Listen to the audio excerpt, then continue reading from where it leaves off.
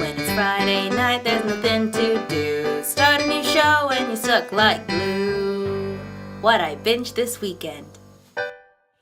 I Ew. binged Burping.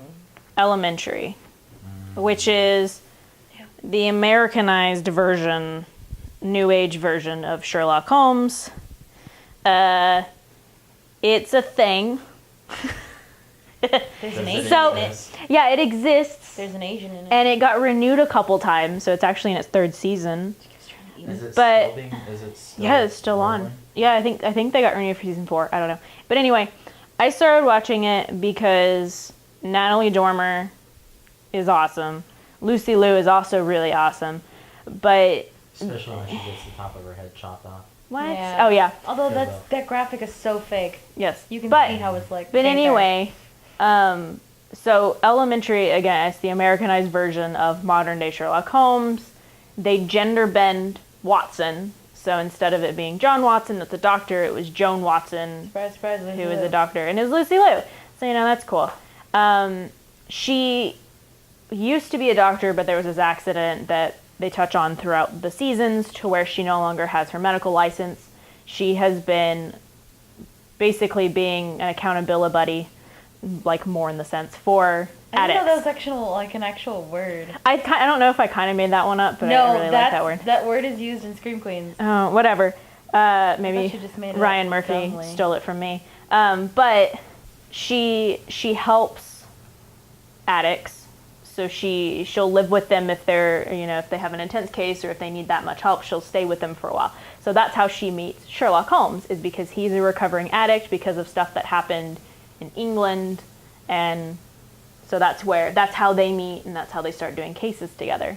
I started watching because Natalie Dormer shows up in season 1, and she is Irene Adler, and then in her credits / Jane Moriarty. So I was like, they're even bending Moriarty, which is really interesting. So I watched mainly for that, and then I watched season 2 because I'd watched season 1, and season 2 was out. But my thing about that show is you kind of have to get past the fact that Watson and Sherlock are in love with each other.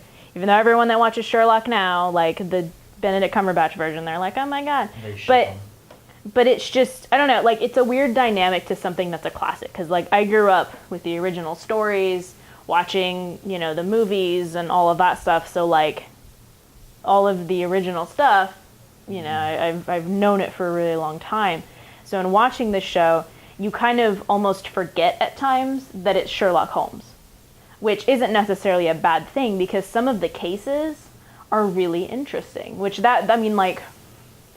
it's really good in how they solve their murders because they are very new age and they bring in so many modern elements into solving the cases. Like an iPad, probably. So that's one of the Glass. really, so that's one of the really cool things that kind of keeps you into the show is because the cases are new. They're very fresh cases. It's not your stereotypical, all the time. yeah, it's not like Law and Order where it's how many times can someone kill for love with a hatchet? I don't know. But Realistic. yeah, but that's one of the positives of the show. So if you like, murder mysteries and all that stuff, it's great. The only thing is that Elementary is not very good at keeping a whole season arc. It's really terrible about it. And it actually fell into a formula that matches both season 1 and season 2. And especially in season 2, you forget what the main story arc is, which is not good. So what happens is 9 episodes into the season, they drop hints about the finale. So 9 episodes in, they drop a hint about Moriarty. And then it disappears until the last 3 episodes. And then the 3 episodes are connected. Same thing in season 2, and then you totally forget what's happening. And that's kind of what stopped me from continuing into season 3. Well, also because at the time I couldn't get it because I had to buy the first 2 seasons. Now it's all on Hulu, thanks a lot. After I bought it all. So I've watched 4 episodes of season 3, but it's just not to where I'm I have to watch it. So I have not watched You know, the rest of it just like, oh my god, it's something I need to do. But I don't know, like, again, the mysteries are all good.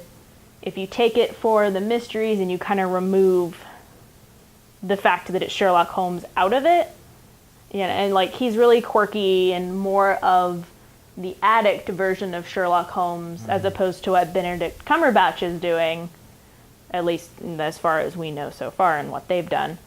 But you know, it's interesting.